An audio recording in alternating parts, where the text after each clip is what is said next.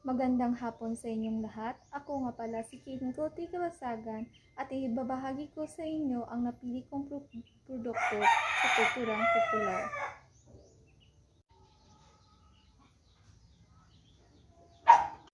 Ang papel ang napili kong produkto na may kaugnay sa kulturang popular.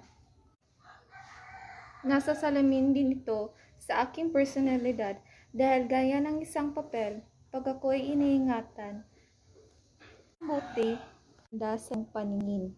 Pag ako ay binawala, nilagay sa maling lugar ng buhay mo, unting-unti ako malulupot.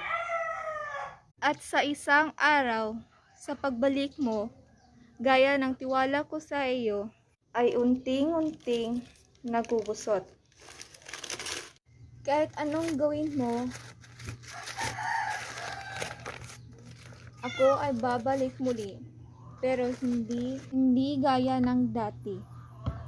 Isang papel na maganda, ngayon ay may lamat na.